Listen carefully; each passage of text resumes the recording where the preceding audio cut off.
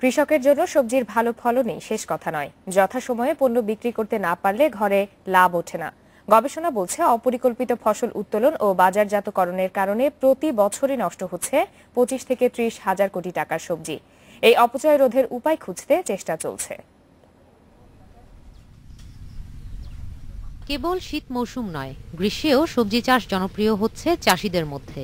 ফসলের মাঠে পরিচর্যা আর বাজারে ফসল নিয়ে আসার ব্যস্ততা এখন বছর জুড়েই। সবজি উৎপাদনে বিশ্বে বাংলাদেশের অবস্থান এখন তৃতীয়। তবে ভালো উৎপাদনের পরও হতাশা রয়ে যায় চাষির মধ্যে, কারণ ফসলের পুরোটা বিক্রি হয় না। ফসল তুলে বাজারে নিয়ে আসার পথে নষ্ট হয় একাংশ।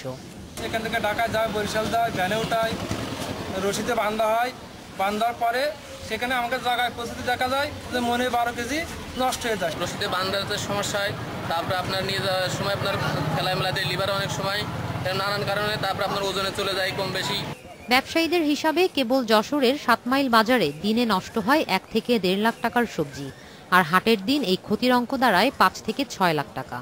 সপ্তাহে 2 দিন হাট, 2 দিন হাটে প্রায় 2-2.5 গাড়ি তরকারি নষ্ট হয়।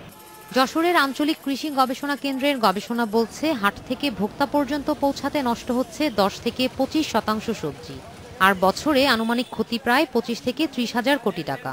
কৃষকরা যে পরিমাণে চাষ করে এবং তাদের উৎপাদন প্রযুক্তি বা যে ফলনটা হয়, আমাদের দেশের চাহিদা মেটানো সম্ভব, কিন্তু আমাদের প্রবলেম হচ্ছে সংগ্রহ থেকে ভোক্তা পর্যন্ত যে সময়টা, ট্রান্সপোর্টেশন, তারপর হোলসেল মার্কেটে বিক্রি, এই জায়গাতে লস হওয়ার কারণে প্রতি বছর আমাদের কৃষি গবেষণার একটা রিপোর্টে দেখা গেছে যে প্রায় 25 থেকে 30% মতো সবজি লস হয়। সরবরাহের সময় ক্ষতি পোষাতে ব্যবসায়ীরা খুচরা পর্যায়ে অতিরিক্ত দাম নিচ্ছে। এই অপচয় রোধ করা গেলে ভোক্তারা আরো কম দামে সবজি কিনতে পারত বলছেন গবেষকরা। Independent news.